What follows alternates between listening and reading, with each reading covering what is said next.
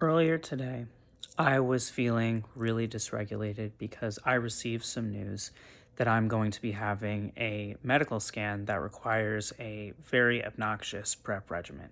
Something that is triggering for me, something that is time consuming, something that revolves around me drinking something terrible tasting, and it freaked me out. And I started to feel totally dysregulated. I started to feel dizzy and overwhelmed and exhausted.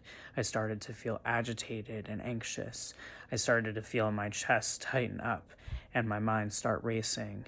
And I felt like I was out of control.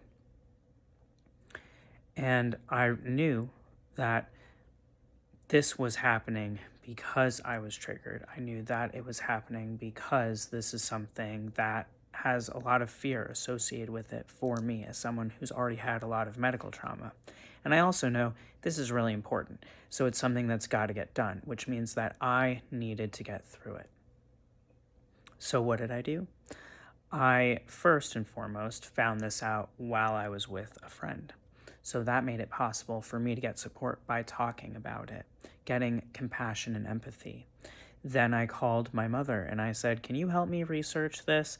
This is the procedure. This is what's going on. Can you find out if there's another way to go about it?" She reported back there wasn't another way to go about it, but she let me know that the process was going to be a little bit easier than it truly seemed and gave me some options of what I could do in terms of next steps for me to resolve this. So I then find out that after I'm finally starting to calm down, hours later I find out that actually this doctor is not even in network. So I have to actually call my doctor back to get some change. And I had just taken myself from all the way up here to kind of down and de-escalating and just navigating it because I know that this is days and days away and I have more time to prepare. So this brought me back into dysregulation. So it's important to note that I was dysregulated, I started to re-regulate, and then I became dysregulated again, which actually doubled down on my dysregulation. And what I did was I started to breathe nice and slow and deep. I put a message for myself in my calendar tomorrow to call the doctor. And I am choosing to let it go. And I started to redirect my attention to doing something else.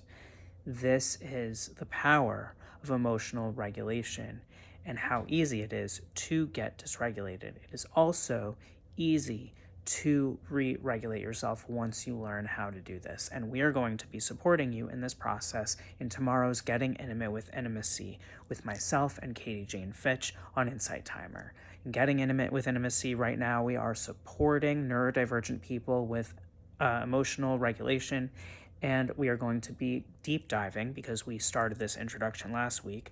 We are going to recap if you missed last week, and then we are going to be deep diving into this topic, discussing even more how to be supported and supporting you live. So come join us. It's interactive. The link is below, and we look forward to seeing you at 12 p.m. PST, 2 p.m. CST, 3 p.m. EST, 8 p.m. UK time, and 9 p.m. CET time for us to regulate together.